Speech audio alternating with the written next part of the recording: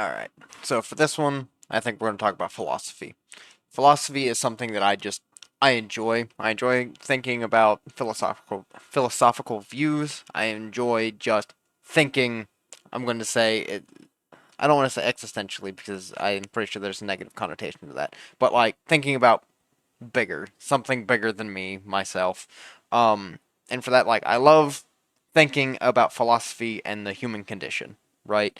The things that we currently have to go through just to maintain ourselves, which is the human condition, like the reason why people act the way they do, right? The pressures that are put upon them that can be how do I say that cause them to act like they do, like I just said. And then how you can see what pressures are put on them, and then you can kind of draw conclusions or see patterns, right? It's nothing so broad as like you can just see one person and see that they have some sort of nervous tick, like I do with moving my microphone.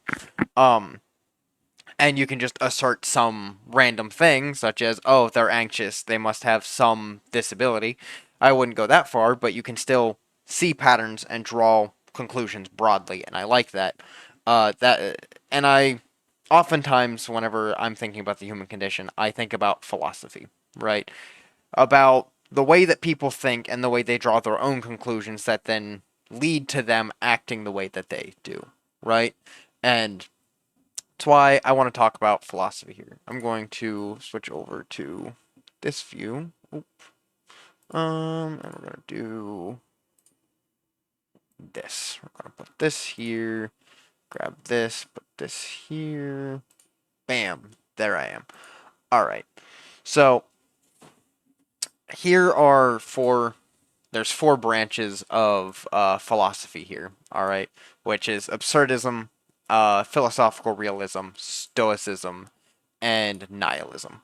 All right. Personally, whenever it comes to my own philosophical beliefs, I use all four of these. All right. To myself, I am primarily an absurdist, but I temper it with realism, stoicism, and nihilism. All right. I don't think that any one of these by themselves explains anything or explains everything, and I don't think that it is correct. And I'll go through here one by one and kind of explain what each of them are. All right. I'm going to mess some of it up. I did go through and just reread the Wikipedia articles on most of these, and that's why I like here for Stoicism. You also see these pulled up. That way I could fully grasp what's going on. I've read them all before I came to the conclusion of what I am. I've also looked into other branches of philosophy, and these are just kind of what I came up on. So I'll start with absurdism here, because this is like the big basis for the way that I think, which absurdism, like by definition, is the philosophical theory that the universe is irrational and meaningless. It states that trying to find meaning leads people into conflict with a seemingly meaningless world. So the way I interpret this is that the entire universe as a whole does not care, right? It is going to do what it does no matter what. Whether we're here, we're not, whether we mess with it, whether we don't, right? It is just simply here, and there's no meaning, there's no real patterns to what's going on. Like universally, all the way from universally to microscopically, right? Things just kind of happen, and yes, we can conclude patterns like through science and stuff like that. We see that whenever you combine, I'm pretty sure it's two hydrogen atoms together, you get helium, right? We see that that is cause and effect, but the chance at random that they will do such a thing is inherently random, right? Like most of the time when that is happening, it is in the middle of a star. But when does that star come into existence to start doing that? That is random, right? Um, Now you can go a little bit deeper with that, such as because of how stars form, they're essentially just giant dust clouds that, as they get more and more massive, gravity slowly pulls them into together, right? And then they essentially get so hot, so dense, and they start fusing. And that's a star. That's how a star is born. And then once the star is born, any leftover dust around the ring starts essentially orbiting around that star and then slowly over time it will group together as some moves faster and some moves slower, and it'll start clumping together, and that's how planets are born. But when does that start is random. When do these patterns that you're seeing, when does this cause and effect start? When does the cause begin?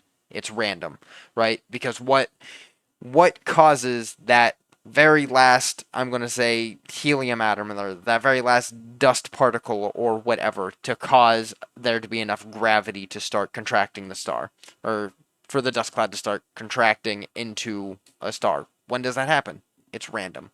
It's absurd. That's why it's called absurdism, because the people who originally came up with absurdism, they thought that it was absurd for you to try to find meaning in a meaningless world. So that is, I'm going to say, the basics of absurdism. For philosophical realism, all right. Um, it essentially is boiled down. Hello there. It is essentially boiled down to mind-independent existence, like it says right here. All right, and in other words, that the universe at large will exist independent of something perceiving it. Right. Essentially, if you have ever heard the quote, um, like value is in the eye of the beholder, this is set to challenge that, right? That there is no value. There is no, or not that there is no value. I'm sorry, I messed up with that. Actually, no, I think that that is how they think about it.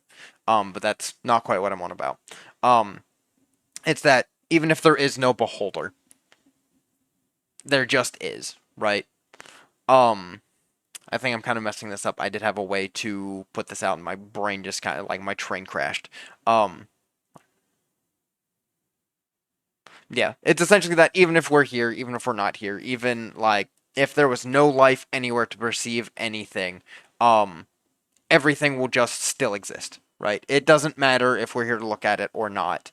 It will still be here. That is kind of the very basic thoughts of realism. All right. All right. And then the Stoics here, they believe in, I'm going to say, emotional balance. All right, emotional regulation. Um, One of the things that they believe is that certain certain destructive emotions resulted in errors of judgment, and people should aim to maintain a will, which they call a, I think it's proheuresis, something like that. That's in accordance with nature. All right, and then the things that they think are destructive emotions. Now, I could probably do a video, and I probably will eventually do a video on just stoicism, because it's a huge belief system, right? Back in, I'm gonna say, Renaissance era times. It might not actually be that time period, but that's the way it seems to me. They were huge, right? Aristotle was like the original Stoic, from my understanding. Where they just kind of took his teachings and just added on to it. But what they consider destructive emotions are essentially down here. Things that like distress, fear, lust, and delight. Now, they also have a broken up here where distress is envy, rivalry, jealousy, compassion, anxiety, mourning, sadness, uh, troubling, grief, lamenting, depression, vexation, and despondency. Fear is sluggishness, shame, fright, uh, timidity. Is that? I didn't realize that that was a word. Like I knew timid was a word, but I didn't realize that timidity was a word. All right, consternation. Oh wow, is it pusillanimity? Probably butchered that, but we're gonna act like I didn't. Bewilderment and then faint-heartedness. Lust is anger, rage, hatred. I'm pretty sure it's enmity. Is how you pronounce that. Wrath, greed, longing, and then delight is malice, rapture, and ostentation. So essentially, um, the way that the Stoics look at everything is that they think that things that are outside of your control you shouldn't worry about. They literally think that there's no value to something you have outside of your control. And now that's not just things like your asshole boss firing you. That comes down to your reactions to things, such as they believe that nothing has inherent meaning. It's more of the meaning that you assert to it, right? So, such as if someone insults you, and that's an example they have here in Wikipedia. If someone insults you, it's not inherently bad, it's your interpretation of the insult that is bad. Or if someone compliments you, it's not good, it's not inherently good, it's your interpretation of it that is good. And now the way they look at everything is that you should be trying to maintain balance. So even if you are insulted or you're complimented, you should be striving for inner balance. Neither of these things should move you at all because they're not inherently good or bad. Nothing at all should move you at all. And they call it a passion whenever you feel anything. Whenever something happens, it is considered a passion. So even going down here to, uh, what you call it, the destructive emotions I said, they call them passions. That's right here. And their entire philosophy revolves around you trying to maintain a balance, which is where the word stoic comes from. Like a stoic person is someone who is not outwardly representing anything really. Um they're just kind of not that they're just kind of there, it's just you don't ever get any kind of emotional feedback from them, right? Anything could happen and they'll just be sitting there like a rock in the ground, right? Um, and the main thing that I take away from Stoicism, whenever it comes to my philosophical beliefs, is that if you can't control it, it doesn't have as much value as something that you can control. I can't abide by and I can't agree with the fact that something that you don't control has no meaning, right? But at the same time, I do go along with the thought that if it's out of your control, it's out of your control. You should not be worried about it, right? Worry about the things you can control. If you're constantly worrying about the things you can't control, you're going to be in an emotional tailspin all of the time because you can't control them. You're just going to be sitting there worrying and nothing's going to happen but worry. You're literally going to be worrying for worrying's sake, right? And that is a waste of energy. That is a huge waste of energy. So that's the main thing that I take away from Stoicism. Um, and then the last thing is nihilism. Now, nihilism is almost a, it's not a catch-all term. It's almost like a suffix, right? To where like you have like asked, you know, where like you're asking somebody something. Nihilism is very similar. It's to where like in here the right here, the way they explain it is nihilism encompasses views that reject certain aspects of existence. So nihilism isn't exactly one thing, but instead it is philosophical nihilism, right? It is what you call it, existential nihilism, right? It is I'm trying to think like I'm gonna say a societal nihilism, right? Just as three examples. But the way that I look at it, right, is that nothing in and of itself has meaning. So it doesn't matter what's going on. There's no inherent meaning to anything. And the way I look at it is it's the meaning that you attribute to it, right? You can look at the stress ball here and it literally means nothing until you give it something, right? Such as like this helps me with my anxiety, it helps me with my stress, but if I don't attribute that, it's just going to sit on my desk forever, right? And to kind of like put it all into, I'm going to say into one clean sentence, um, the way like my philosophical views essentially comes down to everything is utterly random, independent of ourselves, with no inherent meaning. But because it's outside of our own control, we can't assert the same value to it as something that we can control. That's what I wrote down. Um, and it's I feel like it's not quite where I want it to be, but that's the best I can do right now. I feel like over coming weeks, months, however, I will slowly be working on this until I can have one concise like sentence that'll just describe my entire feelings about philosophy in general. But all in all, so with this, hold on, let me actually let me go ahead and isolate this so that we can look at this here, right? So this is essentially what I said. And for each thing, so everything is utterly random, right? That's the absurdism. That is because to me everything is random, right? It is irrational. There is no meaning to it whatsoever. Um, and it that's just how it is. Like independent of us, it doesn't matter. Um, everything has no sense. Like nothing makes sense. And then I guess the next part. So the independent of ourselves here, right? That's the realism, right? I started bringing up the realism whenever I was talking about absurdism just there, but it's one of those that independent of us, everything's still going to exist. So everything's just going to be entirely random, whether or not we're looking at it. Right? It's going to be there and it's going to be random, and there's nothing we can do about it, whether we're here or we're not. It'll just be, right? It'll just simply be. Um, and then the no inherent meaning, to me, that's the nihilism, right? Because whether we're here, whether we're not, no matter how we look at it, there is no meaning. Like you can't look at the sun and it comes with a text box that says what it means, right? No, it's up to our interpretation of what it means. And that's where the stoicism comes in, right?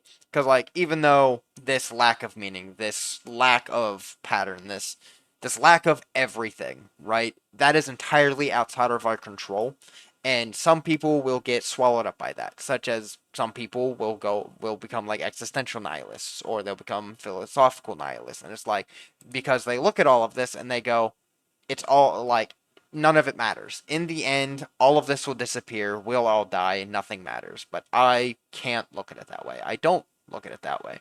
And instead, it's about looking at it and then finding out what it means to us. And then that creates value. That creates value to us. And then no matter how anybody else looks at this thing, no matter how everybody else looks at the sun, it won't mean the same thing to you.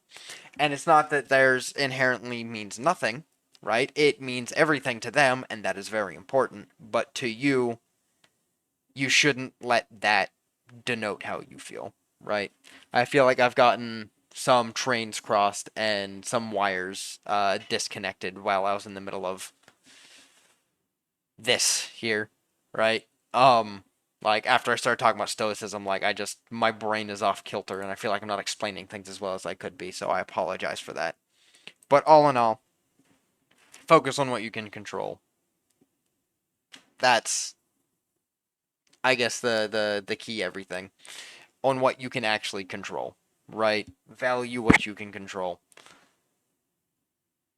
and do what you can with it, right? Don't just fall into despair because so many things are out of your control, because so many things don't make sense, because so many things are absolutely absurd, right? Focus on you, what you can control and what you value, and then do what you can with that. Such as a lot of the things that I do legitimately value, and this is something that I've talked about with my cousin here somewhat recently, is throughout all of this because he considers himself also an absurdist. He thinks that everything is absolutely random as well.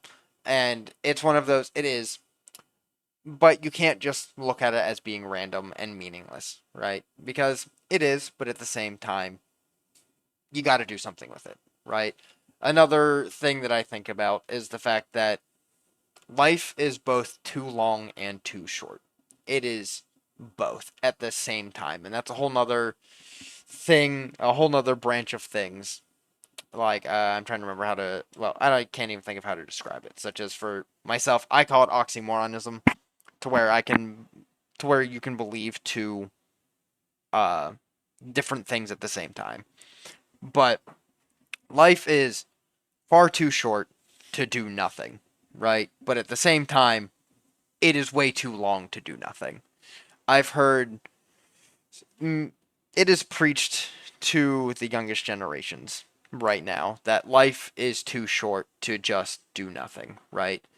But at the same time, I've heard it from my uncle, who he retired very early at like 45, and he sat around doing nothing for a lot, and he just got bored. So he ended up going back to work And the way he looks at it is he's all like, life is too long to sit around and do nothing. It is awful when you do nothing. You need something to fill that time, right? And I think the main takeaway of all of that is just do something. Do like that's I see both of those and I just go do something. It doesn't matter what it is.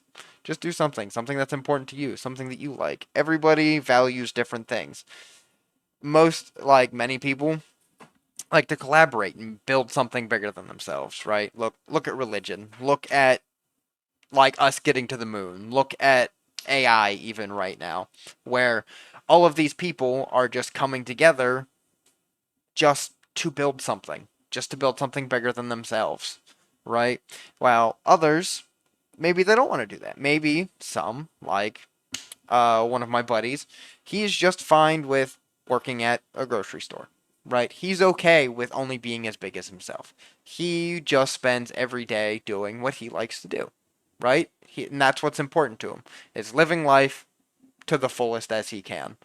And I think a lot of it is just figuring that for yourself. Figure out what you want to do, right? And then be happy doing it. And then if you're doing something now and in a couple of months or years you aren't liking it anymore, stop doing that thing, right? Go find something else that you want to do. Go try something, right? A lot of it is trying things, seeing what you like, seeing what you dislike. I know nowadays there's also a lot of people that are stuck not knowing what they want to do, not knowing what they like to do. But a lot of them think that like somehow it's in people's brains that like they should just know what they want to do. Like what they want to do with their life, what they want to do right now, like they should just for some reason know things that they like and they want to do. But that's not how that works. You have to try things, right? You have to go out, put your hat in the ring and see if you like it, right? Go go out there, just try things. Try things. That's biggest takeaway from that is just try new things, try everything. What's the point of saying no, right? Don't do drugs, kids. All right. I rambled a lot in this one, like way more than I usually have been, so I'm gonna apologize for that, but I'm gonna cut it here. Um, damn is all I could say. Like I think it's oof, not good. I don't think that that one was good. I think I ended up rambling way too much and getting lost in the well, I'm not even getting lost in the sauce, just losing the sauce. Being all like, damn, there was a point here, I think. I don't know what it was, so we'll go see if we can't find another point. Um, Hopefully it's not too bad to sit through, but yeah, see ya.